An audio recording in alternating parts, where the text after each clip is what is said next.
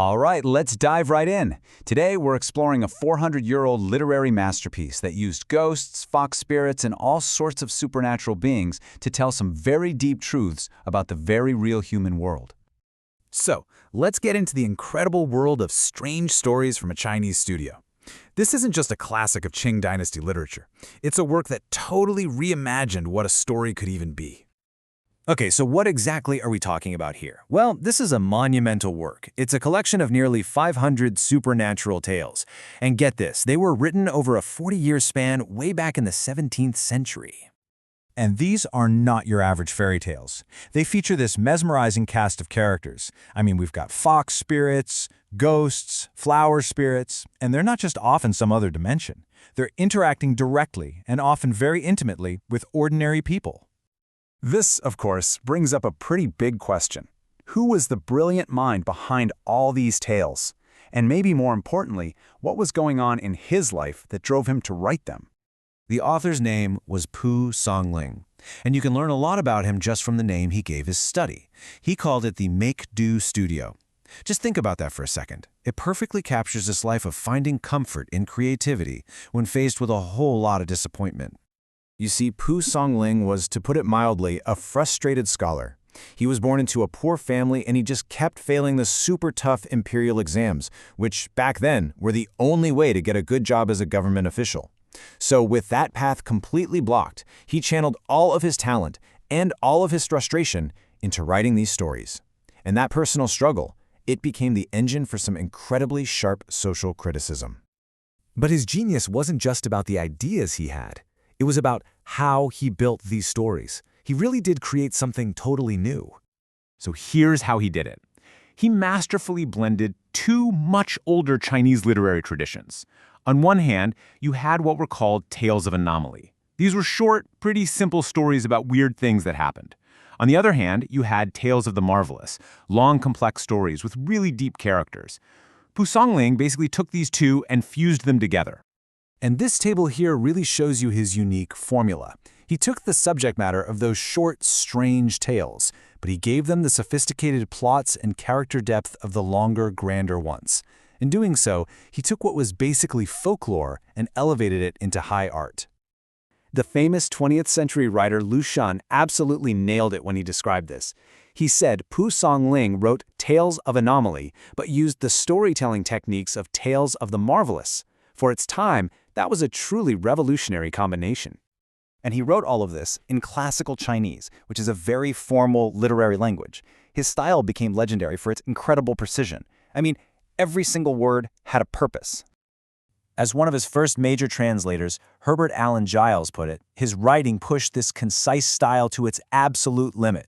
There's just no wasted space, no extra words. And this gives the stories this immense, concentrated power, which, as you can imagine, also makes them incredibly difficult to translate well. And this is where his subversive purpose really shines through. In the notes that he attached to many of his own stories, he didn't call himself a storyteller. No, he gave himself this bold, very official-sounding title. He called himself the historian of the strange. Now, he was deliberately echoing the title of China's most famous ancient historian, the Grand Historian. This was a massive political statement. He was basically arguing that his fictional stories about ghosts and foxes contained more moral truth than the official, state-approved histories of his time. So here's the crucial point. These supernatural stories were never just for entertainment. They were a carefully designed vehicle for some incredibly sharp social satire. What he did was create this really stark contrast between two worlds. In the human world he wrote about, officials were corrupt, ordinary people got bullied, and virtuous scholars like himself just couldn't get a break. But in the supernatural world, oh, that was a different story.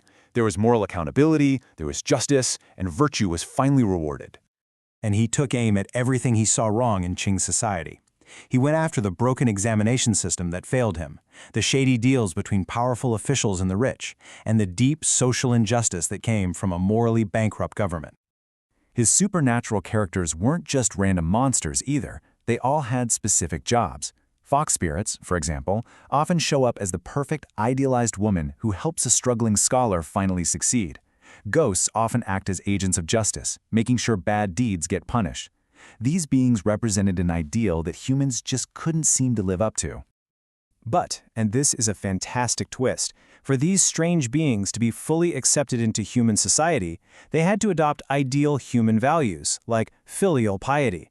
So in the end, these supernatural creatures often create the perfect Confucian family, which just reinforces the very moral order that the human world itself had corrupted. So it's this unique mix of folklore, literary genius, and really sharp social critique that has secured this collection's place as a true giant of world literature. And this book has fascinated the West for almost 2 centuries now, with the first translations popping up back in the 1840s.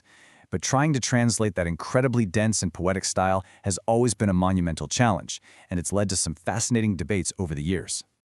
For example, early translators like Giles tended to domesticate the stories. They'd simplify the cultural details to make it an easier read for a Western audience. But more modern translators like John Minford have favored foreignization. They keep all the original cultural specifics in there to give you a more authentic, if more challenging, experience. It really makes you ask how we should approach art from a completely different culture. And the power of these tales is still going strong. They've been adapted into countless films and TV shows over the years, which ensures that these 400-year-old stories about ghosts, scholars, and fox spirits stay alive and feel relevant for whole new generations. And that, right there, is the heart of this collection's genius. It's hailed as a masterpiece because Pu Songling didn't use the fantastic to escape from the world, but to examine it more clearly. He held up a mirror to reality, and in doing so, he created a moral record that he believed was more true than history itself.